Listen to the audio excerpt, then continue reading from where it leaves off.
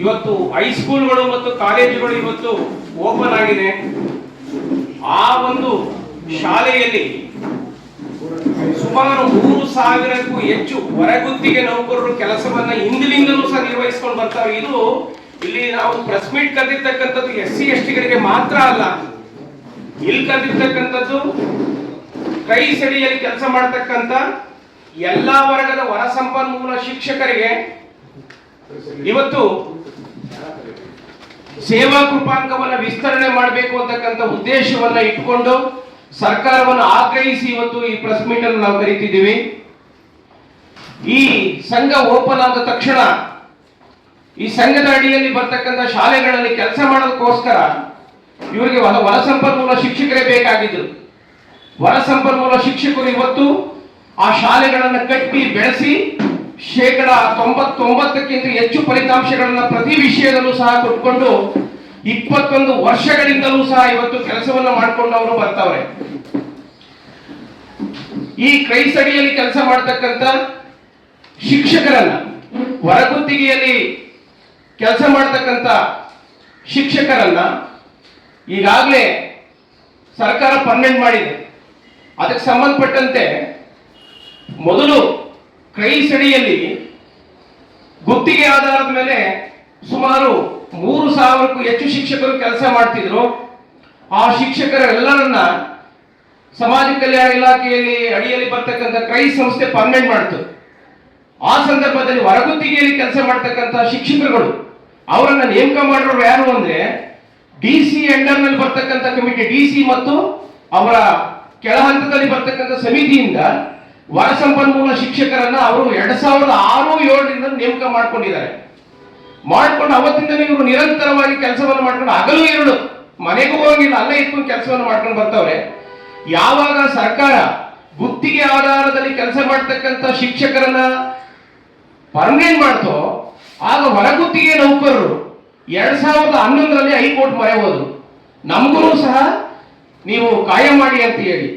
ಆಗ ಮಾನ್ಯ ಹೈಕೋರ್ಟ್ ಏನ್ ಮಾಡ್ತು, ಈ ಹೊರಗುತ್ತಿಗೆಯಲ್ಲಿ ಕೆಲಸ ಮಾಡ್ತಕ್ಕಂಥ ಈ ಶಿಕ್ಷಕರುಗಳಿಗೆ 1 ವರ್ಷಕ್ಕೆ 5% ತರ, ಗರಿಷ್ಠ 8 ವರ್ಷ ಅಂದ್ರೆ 40% ಕೃಪಾಂಕವನ್ನ ಪಡೆಯಲು ನೀವು ಅರ್ಹ ಅಂತಕ್ಕಂಥ ತೀರ್ಪನ್ನ 2011ರಲ್ಲಿ ಮಾನ್ಯ ಹೈಕೋರ್ಟ್ ಕೊಡ್ತು. ಆ ಸಂದರ್ಭದಲ್ಲಿ ಈ ಶಿಕ್ಷಕರುಗಳಿಗೆ ಕ್ರೈಸು CET ಪರೀಕ್ಷೆಯನ್ನ KAE ವತಿಯಿಂದ ಆಯೋಜನೆಯನ್ನ ಮಾಡ್ತು. ಆ ಸಂದರ್ಭದಲ್ಲಿ ಒಂದಷ್ಟು ಹೊರ ಸಂಪನ್ಮೂಲ ಶಿಕ್ಷಕರು ಪರೀಕ್ಷೆಯನ್ನ ಬರೆದ್ರು, ಪೂರ್ಣ ಪ್ರಮಾಣದ ಸೇವಾ ಕೃಪಾಂಕವನ್ನ ಪಡೆದ್ರು. ಹೆಂಗೆ ಅಂದ್ರೆ ಯಾರು 8 ವರ್ಷ ಆಗಿತ್ತೋ ಅವನು 40 ಅಂಕ ಸಿಕ್ಬಿಡ್ತು, ಅವನು ಸೆಲೆಕ್ಷನ್ ಆದ. ಇಲ್ಲಿ ಇವತ್ತು ನಾವು ಪತ್ರಿಕಾಗೋಷ್ಠಿ ಕರೆದಿದ್ದೀವಲ್ಲ, ಈ ಎಲ್ಲ ಟೀಚರು 219 ಜನ ಇವತ್ತು ಟೀಚರ್ ಯಾರು ಪರ್ಮನೆಂಟ್ ಆಗಿ ಉಳ್ಕೊಂಡಿದ್ದಾರೆ ಎಲ್ಲಾ ವರ್ಗದವರು, ಅವರುಗಳಿಗೆ ಆ ಸಂದರ್ಭದಲ್ಲಿ ಕೆಲವರಿಗೆ 4 ವರ್ಷ ಆಗಿತ್ತು, ಕೆಲವರಿಗೆ 1 ವರ್ಷ ಆಗಿತ್ತು, ಕೆಲವರಿಗೆ 2 ವರ್ಷ ಆಗಿತ್ತು. ಹಾಗಾಗಿ ಅವರು ಏನು ಮಾನ್ಯ ಉಚ್ಚ ನ್ಯಾಯಾಲಯ ಆದೇಶ ಮಾಡಿತ್ತು, 40% ಸೇವಾ ಕೃಪಾಂಕವನ್ನು ಪಡೆದಿಕ್ಕೆ ಅಷ್ಟನ್ನು ಪಡೆಯಕ್ಕೆ ಅವ್ರ ಕೈಲಾಗಲಿಲ್ಲ. ಆಗ ಇವರು CET ಪರೀಕ್ಷೆಯಲ್ಲಿ ಉತ್ತಮ ಅಂಕ ಗಳಿಸಿದ್ರು ಸಹ ಸೇವಾ ಕೃಪಾಂಕ 5%, 6% ಬಂದಾಗ ಇವರು ಸೆಲೆಕ್ಷನ್ ಆಗಲಿಲ್ಲ. ಮತ್ತೆ ಇವರು ನಮ್ಮನ್ನ ಪರ್ಮನೆಂಟ್ ಮಾಡಿ ಅಂತ ಹೇಳಿ ಸೇವಾ ಕೃಪಾಂಕವನ್ನ 2013ವರೆಗೆ ವಿಸ್ತರಣೆ ಮಾಡಬೇಕು ಅಂತ ಹೇಳಿ ಸರ್ಕಾರಕ್ಕೆ ಹಲವಾರು ಬಾರಿ ಮನವಿಯನ್ನ ಮಾಡಿದ್ರು ಸಹ ಸರ್ಕಾರ ಯಾವುದೇ ಕ್ರಮ ಕೈಗೊಂಡಿಲ್ಲ. ನಮ್ಮ SC ST ಪದವೀಧರ ಸಂಘದ ಅಧ್ಯಕ್ಷರಾದಂಥ ಲೋಕೇಶ್ ಅವರು ವಿವರವಾಗಿ ಹೇಳಿದ್ದಾರೆ. ಇದು ಒಂಥರ ಏನ್ ಮಾತಾಡಬೇಕು ಅನ್ನೋದು ಗೊತ್ತಾಗದೇ ಇರುವಂತ ವ್ಯವಸ್ಥೆ ನೋಡಿ. ಈ ವ್ಯವಸ್ಥೆಯಲ್ಲೂ ಕೂಡ ಇಷ್ಟು ದೂರ್ದೇಶ ಈ ಸರ್ಕಾರದಲ್ಲಿ ಇದೆ ಅಂತ ನಮ್ಗೆ ಆಶ್ಚರ್ಯ ಆಗ್ತಾ ಇದೆ. ಇವಾಗ 2007ರಲ್ಲಿ ಕ್ರೈಸ್ ಓಪನ್ ಆಗುತ್ತೆ, 2004 ಅಂತ ಹಿಂದಿಂದ ತಗೊಂಡು ಒಳಗುತ್ತಿಗೆಯವ್ರನ್ನ ಕಾಯಂ ಮಾಡ್ತಾರೆ. ಈಗಿರುವಂತ 219 ಜನ ಎಲ್ಲ ಏಜ್ ಬಾರ್ ಆಗೋಗ್ಬಿಟ್ಟಿದ್ದಾರೆ. ಇವಾಗ ನಮ್ಮ ಮೇಡಮ್ ಇಲ್ಲಿ ಕೂತಿದ್ದಾರೆ, ನನಗೆ ಕೇಳ್ತಾ ಇದ್ದೆ ಎಷ್ಟು ಮೇಡಮ್ ನಿಮ್ಮ ವಯಸ್ಸು ಅಂತ, 49 ವರ್ಷ ಅಂತ. ಇವರು SLC ಪಾರ್ಟಿಗಳಲ್ಲ, PUC ಎಲ್ಲೋ ಜಸ್ಟ್ ಪಾಸ್ ಗಿರಾಕಿಗಳಲ್ಲ. ಇಲ್ಲಿರುವಂತ 219 ಜನರು ಕೂಡ ME ಮಾಡಿದವರು, ಮಾಸ್ಟರ್ ಡಿಗ್ರಿ ಮಾಡಿದವರು, ಡಿಗ್ರಿ ಹೋಲ್ಡರ್ಸ್, ಕ್ವಾಲಿಫೈಡ್. ಇವರೆಲ್ಲ ಕ್ವಾಲಿಫೈಡ್ ಇರೋದಕ್ಕೇನೆ ಖಾಸಗಿ ಶಾಲೆಗಿಂತ ಇವತ್ತು ಈ ಕ್ರೈಸ್ಟ್ ಶಾಲೆಯಲ್ಲಿ ಹೆಚ್ಚು ಉನ್ನತ ಅಂಕಗಳನ್ನ ಗಳಿಸ್ತಿದ್ದಾರೆ. ಮೊನ್ನೆ ಮುಖ್ಯಮಂತ್ರಿಗಳೇ ಬಾಗಲಕೋಟೆಯಲ್ಲಿ ಹೋಗ್ಬಿಟ್ಟು ಒಂದು ಹೆಣ್ಮಗಳಿಗೆ ಸನ್ಮಾನ ಮಾಡಿದ್ರು. ಬಾಗಲಕೋಟೆ ಯಾವ್ದು ತಾಲೂಕದು ಬಾರಿ, ಅದು ವಸತಿ ಶಿಕ್ಷಣದ ವಿದ್ಯಾರ್ಥಿ. ಆ ವಿದ್ಯಾರ್ಥಿ ರಾಜ್ಯದಲ್ಲಿ ಎಲ್ಲಾ ಖಾಸಗಿ ಶಿಕ್ಷಣ ಸಂಸ್ಥೆಗಳನ್ನ ಮೀರಿ ಆ ಸಂಸ್ಥೆ ಮಗಳು ಅಷ್ಟು ಮಾರ್ಕ್ಸ್ ತೆಗಿತಾಳೆ ಅಂದ್ರೆ ಅಲ್ಲಿರುವ ನೌಕರ ಶಿಕ್ಷಕರುಗಳ ಶ್ರಮ ಎಷ್ಟಿತ್ತು ಅಂತ ಪ್ರಾಕ್ಟಿಕಲ್ ಆಗಿ ಯೋಚನೆ ಮಾಡ್ಬೇಕು. ಇವತ್ತೇನಾಗತ್ತೆ, ಇವರೆಲ್ಲರೂ ಏಜ್ ಬಾರ್ ಆಗೋಗ್ಬಿಟ್ಟಿದೆ. ಸಂಬಳ ಕೂಡ ಎಷ್ಟು, MA ಡಿಗ್ರಿ ಮಾಡಿ PhD ಮಾಡಿದವರು ಇದ್ದಾರೆ, ಬರೀ ಎಲ್ಲ ಸಮುದಾಯದವರು ಇದ್ದಾರೆ. ಸಂಬಳ ಎಷ್ಟು? ಇವತ್ತು ಕನಿಷ್ಠ ವೇತನ ಇವಾಗ ಲೇಬರ್ ಡಿಪಾರ್ಟ್ಮೆಂಟ್ ಅಲ್ಲಿ ತಮ್ಗೆ ಗೊತ್ತಿದೆ, ನಮ್ಗಿಂತ ತಮ್ಗೆ ಹೆಚ್ಚು ಗೊತ್ತಿದೆ. 17, 18 ಸಾವಿರ, 24 ಸಾವಿರ ಕನಿಷ್ಠ ವೇತನ. ನರೇಗಾದಲ್ಲಿ ಕೆಲಸ ಮಾಡಿದ್ರೆ ದಿನಕ್ಕೆ ಇಷ್ಟು ಕೂಲಿ ಅಂತ ನಿಗದಿ ಮಾಡಿದ್ದಾರೆ. ಇವ್ರಿಗೆ ತಿಂಗಳಿಗೆ ಎಲ್ಲ ಕಳೆದು ESI PF ಕೈಗೆ ಸಿಗೋದು 10,000 ರೂಪಾಯಿ. 10,000 ರೂಪಾಯಿ ಸಂಬಳ ತಗೊಳಕ್ಕೆ ಇವ್ರು MA ಮಾಡ್ಬೇಕಿತ್ತ, BA ಮಾಡ್ಬೇಕಿತ್ತ, BSc ಮಾಡ್ಬೇಕಿತ್ತ, MA ಮಾಡ್ಬೇಕಾಗಿತ್ತ? ಇವತ್ತು ಸರ್ಕಾರಕ್ಕೆ ನಾವು ಮನವಿ ಮಾಡ್ತಾ ಇದ್ದೀವಿ. ಇದಿಲ್ಲೇ ಅಲ್ಲ, ಇದೇನಾಗ್ತದೆ, ರಾಜ್ಯ ಸರ್ಕಾರದ ಎಲ್ಲಾ ಇಲಾಖೆಗಳಲ್ಲೂ ಹೊರಗೂತಿಗೆಯವ್ರನ್ನ ಕೂಡ ಶೋಷಣೆ ಮಾಡೋ ಕೆಲಸ ನಡೀತಿದೆ. ಇದೇನಂದ್ರೆ ಹ್ಯೂಮನ್ ರಿಸೋರ್ಸ್ ಎಕ್ಸ್ಪ್ಲೈಟೇಷನ್ ನಡೀತಿದೆ. ಇದು ಅದು ಪ್ರೈವೇಟೈಸೇಷನ್, ಗ್ಲೋಬಲೈಸೇಷನ್ ಇಂಪ್ಯಾಕ್ಟ್ ಇರ್ಬೋದೇನೋ ಗೊತ್ತಿಲ್ಲ. ಇವತ್ತು ರಾಜ್ಯ ಸರ್ಕಾರದಲ್ಲಿ 7,75,000 ಸ್ಯಾಂಕ್ಷನ್ ಪೋಸ್ಟ್ ಇರಲಿ, 4,89,000 ಜನ ಅಷ್ಟೇ ಇರೋದು. ಮೊನ್ನೆ ಮುಖ್ಯಮಂತ್ರಿಗಳು ಹೇಳಿದ್ರು 2,80,000 ಹುದ್ದೆಗಳು ಖಾಲಿ ಇದೆ ಅಂತ. ಯಾವಾಗ? ಮಾರ್ಚ್ ಅಲ್ಲಿ. ಅಲ್ಲಿಂದ ಇಲ್ಲಿವರೆಗೂ ಬೇಜಾನ್ ಜನ ರಿಟೈರ್ಡ್ ಆಗಿ ಹೋಗಿದ್ದಾರೆ. ಅಂದ್ರೆ ಅವ್ರ ಕೆಲಸದಲ್ಲಿ ಯಾರು ಮಾಡ್ತಾ ಇರೋದು? ಈ ಹೊರಗುತ್ತಿಗೆ ನೌಕರರುಗಳು. ಕೆಲವು ಇಲಾಖೆಯಲ್ಲಿ P1 ಆಗಿ ಮಾಡ್ತಾವ್ರೆ, ಏನೇನೋ ಮಾಡ್ತಿದ್ದಾರೆ. ಇಂಥ ಸಂಸ್ಥೆಗಳು ಇವತ್ತೇನು ಸರ್ಕಾರ ನಾವು ಆರೋಗ್ಯಕ್ಕೆ ಹೆಚ್ಚು ಒತ್ತನ್ನು ಕೊಡ್ತೀವಿ, ಶಿಕ್ಷಣಕ್ಕೆ ಎಷ್ಟು ಒತ್ತನ್ನು ಕೊಡ್ತೀವಿ, ಮೂಲಭೂತ ಸೌಕರ್ಯಕ್ಕೆ ಹೆಚ್ಚು ಒತ್ತನ್ನು ಕೊಡ್ತೀವಿ ಅಂತ ಸರ್ಕಾರ 290 ಜನರ ವಿಷಯದಲ್ಲಿ ಯಾಕೆ ಮೀನಾಮೇಷ ಎಣಿಸ್ತಾ ಇದೆ? ಹಿಂದೆ ಇವರು ಹೇಳಿದಂಗೆ 2011ರಲ್ಲಿ ಆಗ್ಬೋದ ಸ್ವರದಲ್ಲಿ ಹೇಳಿದ್ದಾರೆ 5%, 10%, 15%, 20%, 40% ವರೆಗೂ ಕೊಡಿ, ಕೃಪಾಂಗ ಕೊಟ್ಟು ಅವ್ರನ್ನ ಕಾಯಂ ಮಾಡಿ ಅಂತ ಹೇಳಿದ್ದಾರೆ. ಇವ್ರು ಏನಾಗದು, ಇಷ್ಟೊಂದೆಲ್ಲ ಓದ್ಬಿಟ್ಟು ಏನು ಸುಮ್ಮನೆ ಇನ್ಸೈಟ್ ಮಾಡ್ಕೊಂಡು ಊರಿಗೆ ಹೋದಂಗೆ. ಇಲ್ಲಿ ಇರೋರೆಲ್ಲ ಹಳ್ಳಿ ಮಕ್ಳುಗಳು, ಪಾಪ ಬಡ ಮಕ್ಳುಗಳು, ಯಾರು ಅಂಬಾನಿ ರಿಲೇಟಿವ್ಸ್, ಕೊನೆ ಪಕ್ಷ ನಮ್ಮ ಕರ್ನಾಟಕದ ಮಲ್ಲಿಯ ರಿಲೇಟಿವ್ಸ್ ಅಲ್ಲ, ಅದು ದೊಡ್ಡ ದೊಡ್ಡ ಶ್ರೀಮಂತ ರಾಜಕಾರಣಿಗಳವರಲ್ಲ. ಊರಲ್ಲೂ ತುಂಡು ಭೂಮಿ ಇಲ್ದೇನೆ ಹಾಸ್ಟೆಲ್ಗಳಲ್ಲಿ ಓದ್ಕೊಂಡು ಹಿಂಗೆ ಡಿಗ್ರಿ ಮಾಡಿ ಕೆಲಸಕ್ಕೆ ಸೇರ್ಕೊಂಡು ಹೋಗ್ತವ್ರು. ನನಗೆ ಮೊನ್ನೆ 2 ತಿಂಗಳಾಯ್ತು ಆಪರೇಷನ್ ಆಗಿ. ಹಂಗೂ ಕೂಡ 8 ದಿನ ರಜೆ ಹಾಕ್ಬಿಟ್ಟು ತಿರ್ಗಾ ವರ್ಕ್ ಮಾಡಕ್ಕೆ ನಾನು ಹೋಗಿದ್ದೀನಿ. ಮಕ್ಕಳು ಎಜುಕೇಶನ್ ಪರ್ಸೆಂಟೇಜ್ ಬರಲಿ ಅಂತ ಹಗಲಿರುಳು ಸಿಕ್ಕಾಬಿಟ್ಟೆ ದುಡಿತಾ ಇದ್ದೀವಿ. ಕೇವಲ 3,000ದಿಂದ ಇಲ್ಲಿವರೆಗೂ 10,000 ಸಂಬಳಕ್ಕೋಸ್ಕರ ದುಡಿತಾ ಇದ್ದೀವಿ. ಆದ್ರೂ ಕೂಡ ಇವರು ಸರ್ಕಾರಕ್ಕೆ ಕಣ್ಣಿಲ್ಲ.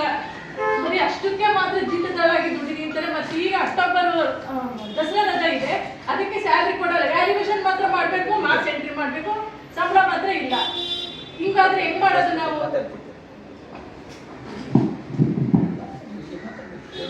ಎಲ್ಲ ನನ್ನ ಆತ್ಮೀಯ ವರದಿಗಾರರೇ, ನಾವು ಸಹ ಸರ್ಗಳಿಗೆ MA, B.Ed, PhD ಓದು ಎಲ್ಲ ಥರದ ಎಜುಕೇಷನ್ ಇದೆ. ನಮ್ಮನ್ನ ಜಿಲ್ಲಾಧಿಕಾರಿಗಳ ನೇತೃತ್ವದಲ್ಲಿ 2007ರಲ್ಲಿ ನೇಮಕಾತಿ ಮಾಡ್ತಾರೆ. ಆದರೆ ಸಂಬಳ ಮಾತ್ರ ಏಜೆನ್ಸಿಯವರು ಕೊಟ್ಟರು. 2007ರಲ್ಲಿ ಕೊಟ್ಟಂತ ಸಂಬಳ ಕೇವಲ 3,500 ರೂಪಾಯಿ. ಉದ್ಯೋಗ ಏಜೆನ್ಸಿ ಅಂತ ನೇಮಕಾತಿ ಪ್ರತಿ ವರ್ಷ DC ಹಂತದಲ್ಲಿ ಕಮಿಟಿ ಮಾಡಿ ಪ್ರತಿ ವರ್ಷ ನಾವು ಕಂಟಿನ್ಯೂ ಆಗ್ತಾ ಬರ್ತಾ ಇದೀವಿ. ಇವತ್ತಿನವರೆಗೂ 20 ವರ್ಷಗಳ ಕಾಲ ನಿರಂತರ ಸೇವೆಯನ್ನ ಸಲ್ಲಿಸ್ತಾ ಇದೀವಿ. ಆದ್ರೆ ಸಂಬಳ ಮಾತ್ರ ಬೇರೆ ಬೇರೆ ಏಜೆನ್ಸಿಗೆ ಕೊಡ್ತಾ ಹೋಗ್ತಾರೆ. ಸಂಬಳಕ್ಕೆ ಮಾತ್ರ ಏಜೆನ್ಸಿ ಇರ್ತಕ್ಕಂಥದ್ದು ನಮ್ಮ ಆಯ್ಕೆ ಪ್ರಕ್ರಿಯೆ ಪ್ರತಿಯೊಂದು. ಇಲ್ಲಿ ನಮ್ಮಲ್ಲಿ ನಮ್ಮ ಶಾಲೆಯಲ್ಲಿ ಕಾಯಮಾದಂತ ನೌಕರರು ಸಹ ಇದ್ದಾರೆ. ಅವರ ಸರಿಸಮನಾಗಿ ನಾವು ಕೆಲಸ ಮಾಡ್ತಾ ಇದೀವಿ. ಅವ್ರಿಗೆ 83,000 ಸಂಬಳ, ನಮ್ಗೆ 10,000 ಸಂಬಳ. ಅವ್ರಿಗೂ ಕ್ವಾರ್ಟರ್ಸ್ ಕೊಟ್ಟವ್ರೆ, ನಮಗೂ ಕ್ವಾರ್ಟರ್ಸ್ ಕೊಟ್ಟವ್ರೆ. ಆ ಕ್ವಾರ್ಟರ್ಸ್ ಅಲ್ಲಿ ಬರೀ ಅವರ ಫ್ಯಾಮಿಲಿ ಅವ್ರು ಇರ್ಬೋದು, ಆದ್ರೆ ನಾವು ಕೊಟ್ಟಿರ್ತಕ್ಕಂಥ ಕ್ವಾರ್ಟರ್ಸ್ ಅಲ್ಲಿ ಕೇವಲ ನಾನು ಮಾತ್ರ ಇರಬೇಕು. ಫ್ಯಾಮಿಲಿ ಅವ್ರಿಗೆ ಯಾವುದೇ ಆದಂತ ಅವಕಾಶ ಇಲ್ಲ. ಜೊತೆಗೆ ನಮಗೂ ಸಹ ಈಗ ನಿಮ್ಗೆ ಗೊತ್ತಿರ್ಬೋದು, ಹೊಸದಾಗಿ LBA ಇದೆ. ಪ್ರತಿಯೊಂದರಲ್ಲೂ ಮೊನ್ನೆ 2024-25ನೇ ಸಾಲಿನಲ್ಲಿ ಕೂನೂರು ಅಂತೇಳಿ ಅದೊಂದೇ ಹುಡುಗಿ ಇಡೀ ಸ್ಟೇಟ್ಗೆ ಔಟ್ ಆಫ್ ಫಸ್ಟ್ ರ್ಯಾಂಕ್ ಬಂದಿತ್ತು. ಅದು ನಮ್ಮ ಮುರಾರ್ಜಿ, ಬೆಳಗಾವಿ ಮುರಾರ್ಜಿ ಹುಡುಗಿ. ಅಲ್ಲಿ ನನ್ನ ಆತ್ಮೀಯ out sources teachers, science, maths, English 3 ಜನ ಔಟ್ ಸೋರ್ಸಸ್ ಟೀಚರ್ಸ್. ನೀವು ಯೋಚನೆ ಮಾಡಿ, ನಾವು ಸಹ ಅರ್ಹ ಅಭ್ಯರ್ಥಿಗಳು, ನಮ್ಮಲ್ಲಿ ಅರ್ಹತೆ ಇಲ್ಲ ಅಂದ್ರೆ ಬೇಡ ಸ್ವಾಮಿ, ನಾವು ಅಪಾಯಿಂಟರ್ ಸರಿಸಮನಾಗಿ ನಾವು ಕೆಲಸ ಮಾಡ್ತಾ ಇದೀವಿ, ನಾವು ಕ್ವಾಲಿಫೈಡ್ ಇದ್ದೀವಿ. ನೀವು ಕೊಟ್ರಿ ಸರಿ, ಹೌದು, ನಮ್ಮ ಸರ್ ಹೇಳಿದ್ರು. ಆದ್ರೆ ಆಗ ನಮ್ಮ ಸೇವೆ ಕೇವಲ 1 ವರ್ಷ, 2 ವರ್ಷ, 3 ವರ್ಷ. 2006-7ರಿಂದ ಔಟ್ಸೋರ್ಸ್ ಸಂಸ್ಥೆ ಸ್ಟಾರ್ಟ್ ಆಗಿದೆ. ನೀವು 2004ರಿಂದ ವೇಟೇಜ್ ಕೊಡ್ತೀರಿ. ಸಂಸ್ಥೆ ಔಟ್ಸೋರ್ಸ್ ಸಂಸ್ಥೆಗೆ ವೇಟೇಜ್ ಕೊಡಿ ಅಂತ ನಾಗಮೋಹನ್ ದಾಸ್ ಅವರು ಆದೇಶ ಮಾಡಿದ್ದಾರೆ ಹೈಕೋರ್ಟಲ್ಲಿ 8 ವರ್ಷ ಸೇವೆ ಸರ್ವಿಸ್ ಕೊಡಿ ಅಂತ. ಆರು ಕೊಡಲಿಲ್ಲ.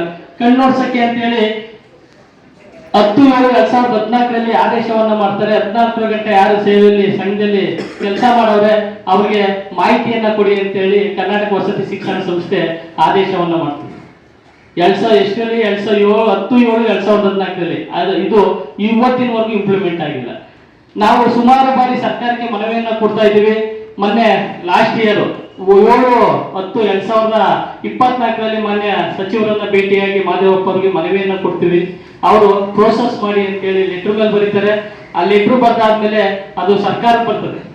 ಸರ್ಕಾರದಿಂದ ನಮ್ಮ ಕ್ರೈ ಸಂಸ್ಥೆಗೆ 9/10/2024 ಬರ್ತದೆ. 9/10/2024 ಬಂದಂತ ಲೆಟರ್ ಇನ್ನು ಕ್ರೈ ಸಂಸ್ಥೆಯಲ್ಲಿ ಇದೆ. ನಾವು ಹೋಗ್ತೀವಿ, ರಿಕ್ವೆಸ್ಟ್ ಮಾಡ್ತೀವಿ, ಕೇಳ್ತೀವಿ, ಹೇಳ್ತೀವಿ. ಅವ್ರು ಯಾವುದಕ್ಕೂ ಅವರು ಮನೆ ಆಗ್ತಾ ಇಲ್ಲ. 1 ವರ್ಷಗಳ ಕಾಲದಿಂದ ನಮ್ಮ ಕರ್ತ ಇನ್ನು ಕ್ರೈ ಸಂಸ್ಥೆಯಲ್ಲಿ ಬಿದ್ದಿದೆ. 9/7/2009 ಗಂಟನೂ ಕೃಪಾಂಕ ಕೊಡೋಕೆ ಅವಕಾಶ ಇದೆ ಅಂತಾನೆ ಕರ್ನಾಟಕ ರಾಜ್ಯ ಪತ್ರದಲ್ಲಿ ಇದೆ, ಈಗಲೂ ಇದೆ. ಅದು 7/8/2013 ಏನ್ ಮಾಡ್ತಾರೆ, ಅದನ್ನ ಡಿಲೀಟ್ ಮಾಡ್ತಾರೆ. ನಾವು ಅದನ್ನ ಏನಕ್ಕೆ ಕೇಳ್ತಾ ಇದೀವಿ ಅಂತ ಹೇಳಿದ್ರೆ, ನೀವೇನು 2 ವರ್ಷಗಳ ಕಾಲ ಏನಿದೆ ಕೃಪಾಂಕ ವಿಸ್ತರಣೆ ಮಾಡೋಕೆ, ಅದನ್ನ ನಿಮ್ಮ ಕರ್ನಾಟಕ ರಾಜ್ಯ ಪತ್ರದಲ್ಲೇ ಇದೆ. ಹಾಗಾಗಿ ನಮ್ಗೆ ಅದನ್ನ ವಿಸ್ತರಣೆ ಮಾಡಿಕೊಟ್ರೆ ಸೊ ನಾವೇನು 219 ಜನನೂ ಕೂಡ ನಮ್ಮ ಒಂದು ಬದುಕನ್ನ ಕಟ್ಕೊಳ್ಳೋಕೆ ಸಾಧ್ಯ ಆಗುತ್ತೆ. ಎಲ್ಲರೂ ಕೂಡ ಈ ಶಿಕ್ಷಕರ ವೃತ್ತಿಯನ್ನು ಇಷ್ಟಪಟ್ಟು ಬಂದಿದ್ದೀವಿ. ನಮ್ಮ ಮಕ್ಕಳಿಗೆ ನಾವು ಕೂಡ ಒಂದು ಕಾನ್ವೆಂಟಲ್ಲಿ ಸೇರ್ಸಕ್ಕಾಗ್ತಿಲ್ಲ. ಎಲ್ಲರೂ ಕೂಡ ವಯೋಮಿತಿ ಮೀರ್ಬಿಟ್ಟಿದ್ದೀವಿ. ಎಲ್ಲರೂ 40 ಮೇಲೆ ಹೋಗೈತೆ. ಕೆಲವ್ರಿಗೆಲ್ಲರೂ 50-55 ಆಗಿದೆ. ನಮ್ಮ ಶಿವಣ್ಣ ಸರ್ 55 ವರ್ಷ, ನಮ್ಮ ಮೇಡಮ್ ಅವರದ್ದು ಅವರು 55 ವರ್ಷ. ಕೆಲವೇ ಮಂದಿ ಏನು ಈಗ ಮಾಡಿದ್ರು ಕೂಡ ಕೆಲವರು ಒಂದು 10 ವರ್ಷ ಸಿಗ್ಬೋದು, ಕೆಲವೊಂದು 12 ವರ್ಷ ಸಿಗ್ಬೋದು. ಹಾಗಾಗಿ ನಾವು ಮನವಿ ಮಾಡೋದೇನೆಂದ್ರೆ, ಮಾನ್ಯ ಮಂತ್ರಿಗಳು ಕೂಡ ಒಪ್ಪಿ ಇದನ್ನ ಪ್ರೊಸೆಸ್ ಮಾಡಿಕೊಡಿ ಅಂತ ಹೇಳ್ಬಿಟ್ಟು ಮಾನ್ಯ PS ಪ್ರಿನ್ಸಿಪಾಲ್ ಸೆಕ್ರೆಟರಿ ಮಣಿವಣ್ಣನ್ ಸರ್ಗೆ ಲೆಟರ್ ಹಾಕಿದ್ರು. ಆ ಲೆಟರ್ ಮೇಲೆ ಕ್ರೈಸ್ಗೂ ಕೂಡ ಒಂದು ಲೆಟರ್ ಬಂದಿದೆ. ಮೊದಲು ನಮನಗಳನ್ನು ಸಲ್ಲಿಸ್ತೇನೆ. ಹಾಗೆ ಪತ್ರಿಕಾ ವರದಿಗಾರರಿಗೂ ಕೂಡ ನಾನು ನಮನಗಳನ್ನು ಸಲ್ಲಿಸ್ತೇನೆ. ಹಾಗೆ ಇದೇ ರೀತಿ ನಾವು ಸಾಕಷ್ಟು ಮುಷ್ಕರಗಳನ್ನು ಮಾಡಿದ್ವಿ. ಅದು ಯಾವುದು ಕೂಡ ಇಲ್ಲಿವರೆಗೂ ಸಲ್ಲಿಸ್ತಿಲ್ಲ. ಎಲ್ಲರಿಗೆ ಬಹಳ ಬೇಜಾರು ಅನಿಸುತ್ತೆ. ಏನು ಮಾತಾಡಬೇಕು ಅನ್ನೋದು ಗೊತ್ತಿಲ್ಲ. ನಾವೆಲ್ಲ ಜ್ಞಾನಶ್ರೀಗೆ 18 ವರ್ಷ ಒಂದೇ ಶಾಲೆಗಳಲ್ಲಿ ಕೆಲಸ ಮಾಡ್ತಾ ಇದ್ದೀವಿ. ಸರಿಯಾಗಿ 3, 6, 8, 9 ಇವಾಗ 15 ಸಾವಿರ ಸಂಬಳದಲ್ಲಿ ನಿಂತಿದ್ದೀವಿ. ಬಹಳಷ್ಟು ನೋವು ಅನಿಸುತ್ತೆ. ನಾನು ಕಲಿಸಿದಂಥ ಮಕ್ಕಳು ಒಳ್ಳೊಳ್ಳೆ ಉದ್ಯೋಗದಲ್ಲಿ ಇದ್ದಾರೆ. Doctor, engineer, IAS. ನಮ್ಮ ಒಬ್ಬ ಸ್ಟೂಡೆಂಟ್ ಚಿಗುರತಿ ಓದ್ತಾ ಹೇಳಿ ಅವರು ಕೂಡ ಬಂದು ಅವರ ಮದುವೆ ಕೇಳ್ದ ದಿನ ಬರುತ್ತಿದ್ದಾಗಿಲ್ಲ. ಮಕ್ಕಳುಗಳ ಮತ್ತೆ ಸಾಕಷ್ಟು ನೋವು ಅನಿಸುತ್ತೆ ಸರ್. ನಾವು ಕಲಿಸಿದಂಥ ಮಕ್ಕಳು ಡಾಕ್ಟ್ರು, ಇಂಜಿನಿಯರು, ಹಾಗೆ ಲೆಕ್ಚರ್ಸ್ಗಳು ಎಲ್ಲ ಒಳ್ಳೊಳ್ಳೆ ಉದ್ಯೋಗದಲ್ಲಿ ಇದ್ದಾರೆ. ಅವರೆಲ್ಲ ಒಳ್ಳೊಳ್ಳೆ ಕಾರ್ಗಳಲ್ಲಿ ಬರ್ತಾರೆ. ಆ ಮಕ್ಕಳು ಬಂದು ಕಾಲೇಜು ಪುಸ್ತಕ ಮಾಡಿ ಪಾಠ ಕಲಿತಿರ್ತಾರೆ. ಎಂತ ವಿದ್ಯಾರ್ಥಿವಿ ಅಂತೆಲ್ಲ ಆದರೆ ನಾವು ಪಾಠ ಕಲಿಸ್ತಿರ್ತಾರೆ. ನಾವು ಇದೇ ಸಂಬಳಕ್ಕೋಸ್ಕರ ಬಹಳ ಬಡತನದ ಜೀವನವನ್ನು ನಡೆಸೋಕಾಗಿಲ್ಲ ಸರ್. ಅದು ಆ ಮಕ್ಕಳುಗಳೇ ಕೇಳ್ತಾರೆ ನಮ್ಮನ್ನ, ಮೇಡಮ್ ನಿಮ್ಗಿನ್ನ ಕಾಯಂ ಆಗಿಲ್ವ ಮೇಡಮ್, ನಮಗೇನೋ ವಿದ್ಯೆ ಕಲಿಸೋದಲ್ಲ ಮೇಡಮ್, ನಾವು ನಿಮ್ಗಿನ್ನ ಉನ್ನತ ಮಟ್ಟದಲ್ಲಿದ್ದೀವಿ ಅಂತ. ಹಾಕೋ ಮಕ್ಕಳುಗಳು ನಾವೇ ಬಂದು ಅಧಿಕಾರಿಗಳ ಹತ್ರ ಮಾತಾಡ್ತೀವಿ, ಮೇಡಮ್ ನಿಮ್ಮ ಬಗ್ಗೆ ಒಳ್ಳೆ ಟೀಚರ್ಸ್ ಅಂತ. ಪೋಷಕರು ಹೊಂದಿದವರು ಕೂಡ ಹಾಗೆ ಸರ್, ಅವ್ರು ಭಾಳ ಬೇಜಾರು ಮಾಡ್ಕೋತಾರೆ. ಮೇಡಮ್ ನೀವು ಅಷ್ಟು ವರ್ಷದಿಂದ ಕಡಿಮೆ ಸಂಬಳಕ್ಕೆ ಮಾಡ್ತಾ ಇದ್ದೀರಾ, ಅಟ್ಲೀಸ್ಟ್ ಗಾರ್ಮೆಂಟ್ಸ್ಗೆ ಹೋಗುವಂಥವ್ರು, ಹಾಗೆ ಕೂಲಿ ಕೆಲಸ ಮಾಡೋರು, ಗಾರೆ ಕೆಲಸದವ್ರಿಗೆಲ್ಲ ಕೈ ತುಂಬ ಸಂಬಳಗಳನ್ನು ಕೊಡ್ತಾರೆ, ಊಟ ತಿಂಡಿ ಕಾಫಿ ಎಲ್ಲ ಕೊಡ್ತಾರೆ. ಆದರೆ ನಿಮ್ಮ ಜೀವನ ಮಾತ್ರ ಈ ರೀತಿ ಇದೆ. ನೀವು ನೋಡಿದ್ರೆ ಒಳ್ಳೆಯ ವ್ಯಕ್ತಿ, ಮಕ್ಕಳನ್ನ ಒಳ್ಳೆ ಭವಿಷ್ಯ ರೂಪಿಸಿದ್ರಿ ಅಂತ ಹೇಳಿ ಪ್ರತಿ ವರ್ಷನೂ ಕೂಡ 100% ರಿಸಲ್ಟನ್ನು ಕೂಡ ಕೊಡ್ಕೊಂಡೇ ಬರ್ತಾ ಇದ್ವಿ ಸರ್. ನಾವು ಅದು ಹಗಲು ರಾತ್ರಿ ಮಕ್ಕಳಿಗೋಸ್ಕರ ಸಾಕಷ್ಟು ಪರಿಶ್ರಮವನ್ನು ಪಡ್ತಾ ಇದ್ದೀವಿ. ಹಾಗಾಗಿ ನಾನು ಮಾನ್ಯ ಮುಖ್ಯಮಂತ್ರಿಗಳಾಗಿರ್ಬೋದು, ಉಪಮುಖ್ಯಮಂತ್ರಿಗಳಾಗಿರ್ಬೋದು, ಹಾಗೆ ನಮ್ಮ ಸಚಿವರುಗಳು ಮಾದೇವಪ್ಪ ಸರ್ ಆಗಿರ್ಬೋದು, ಎಲ್ರಿಗೂ ಕೂಡ ನಾನು ನಮನಗಳನ್ನು ಸಲ್ಲಿಸ್ತೀನಿ. ಹಾಗೆ ನಮ್ಮ ಇಲಾಖೆಯ ಅಧಿಕಾರಿಗಳನ್ನು ಕೂಡ ನಾವು ನಮನಗಳನ್ನು ಮಾಡುವಂಥದ್ದು ಮತ್ತೆ ಅವ್ರ ರಿಕ್ವೆಸ್ಟ್ ಅನ್ನು ಮಾಡಿಕೊಡುವಂಥದ್ದು ಸರ್. ದಯವಿಟ್ಟು ಈಗ ಸರ್ ಹೇಳಿದ ಹಾಗೆ 13 ಕೂಡ ಕೃಪಾಂಕವನ್ನು ಕೊಟ್ಟು ನಮ್ಮೆಲ್ಲರಿಗೂ ಒಂದು ಕಾಯಂ ಅನ್ನುವಂಥದ್ದನ್ನು ಮಾಡಿದ್ರೆ ನಮ್ಮ ಒಂದು ಜೀವನಕ್ಕೆ ಕೂಡ ಬೆಳಕಾಗ್ತಾರೆ. ಅವರ ಯಾವಾಗ ಕೂಡ ನಾವು ಇರೋವರೆಗೂ ಕೂಡ ಅವ್ರಿಗೆ ಕೃತಜ್ಞರಾಗಿರ್ತೀವಿ ಸರ್. ಅದು ಐಶ್ವರ್ಯ ಸಿರಿ ಸಂಪತ್ತಿಂದ ಬದುಕಂತ ಅವಕಾಶ ನಮ್ಗೆ ಬೇಡ.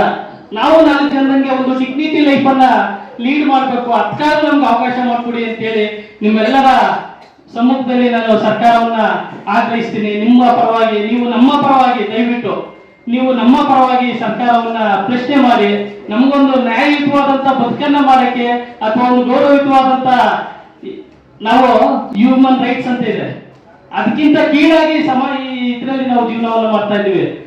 ನಾವು ಸಹ ಪ್ರತಿ ಎಕ್ಸಾಮು ಪ್ರತಿ ಇದರಲ್ಲೂ ಸಹ MOD ಡ್ಯೂಟಿಯನ್ನ ಮಾಡ್ತೀವಿ. ನಾವು ಏನು ಕಾಯಂ ನೌಕರರಿದ್ದಾರೋ ಅವರ ಸರಿಸಮನಾಗಿ ನಾವು ಸಹ MOD ಡ್ಯೂಟಿ, ಮಾಸ್ಟರ್ ಡ್ಯೂಟಿ ಅಂತೇಳಿ ನಾವು ಸಹ ವಾರಕ್ಕೊಂದಿನ MOD ಡ್ಯೂಟಿಯನ್ನ ಮಾಡ್ತೀವಿ. ಕ್ವಾರ್ಟರ್ಸ್ ಅಲ್ಲಿ ಇರ್ತೀವಿ. ಎಕ್ಸಾಮ್ ಟೈಮ್ ಬಂದಾಗ ನಿಮ್ಗೆ ಗೊತ್ತಿದೆಯಲ್ವಾ, ಮುರಾರ್ಜಿಯಲ್ಲಿ ಇಷ್ಟೊಂದು ರಿಸಲ್ಟ್ ಬರ್ತಿದೆ ಅಂದ್ರೆ ಅದು ನಮ್ದು ಪಾತ್ರ. ನಾವು ಹಗಲಿರೋರು ಅಲ್ಲೇ ಇದ್ದು ಮಕ್ಕಳಿಗೆ ಮಾನಿಟರ್ ಮಾಡ್ತೀವಿ. ಪ್ರತಿ ದಿನ ನಿಮ್ಮ ಬೆಳಿಗ್ಗೆ 6 ಗಂಟೆಯಿಂದ ಬೆಳಗಿನ ಜಾವ 4 ಗಂಟೆಯಿಂದ 6 ಗಂಟೆ ಗಂಟ ಒಂದು ಸೆಷನ್, ತಿರ್ಗಾ 8 ರಿಂದ 12 ಗಂಟೆಗೆ ಒಂದು ಸೆಷನ್, ನೈಟ್ 8 ರಿಂದ 10:30 ಗಂಟೆ ಸೆಷನ್ ಮಾಡ್ತೀವಿ. ಮಕ್ಕಳನ್ನ ಕುಂಡಿಸಿ 10 ವರ್ಷದ ಕ್ವಶನ್ ಪೇಪರ್ಗಳನ್ನ ಪ್ರಾಕ್ಟೀಸ್ ಮಾಡಿಸ್ತೀವಿ. ಅದರಿಂದ ನಮ್ಮಲ್ಲಿ ಇಷ್ಟು ಕ್ವಾಲಿಟಿ ರಿಸಲ್ಟ್ ಬರ್ತಾ ಇರೋದು. ನಾವು ಸಹ ಅಷ್ಟೇ ದುಡಿತಾ ಇದ್ದೀವಿ. ನಮ್ಮನ್ನು ಸಹ ಪರಿಗಣಿಸಿ. ನಾವು ಸಹ ಮನುಷ್ಯರೇ, ನಮಗೂ ಬದುಕಂತ ಅವಕಾಶ ಇದೆ, ಅವಕಾಶ ಕಲ್ಪಿಸ್ಕೊಡಿ ಅಂತೇಳಿ ನಿಮ್ಮೆಲ್ಲರ ಸಮ್ಮುಖದಲ್ಲಿ ದಯವಿಟ್ಟು ನೀವು ಪತ್ರಿಕಾ ಮಿತ್ರರಿದ್ದೀರಿ, ವರದಿಗಾರರಿದ್ದೀರಿ, ಸರ್ಕಾರವನ್ನ ನಮಗೋಸ್ಕರ ಏನೋ ನಮ್ಮ ಅಣ್ಣ ತಮ್ಮ ಅಕ್ಕ ತಂಗಿ ಇದ್ದಾರೆ ಅನ್ನೋ ಒಂದೇ ಒಂದು ಭಾವನೆಯಿಂದ ನೀವು ಸಹ ಆಗ್ರಹಿಸಿ ನಮ್ಗೆ ನ್ಯಾಯ ದೊರಕಿಸ್ಕೊಡಿ ಅಂತೇಳಿ ಈ ವೇದಿಕೆ ಪರವಾಗಿ ತಮ್ಮೆಲ್ಲರಿಗೂ ಚರಣದಲ್ಲಿ ನಮಸ್ಕರಿಸ್ತಾ ನಾನು ವಂದಿಸ್ತೀನಿ. ಜೈ ಭೀಮ್.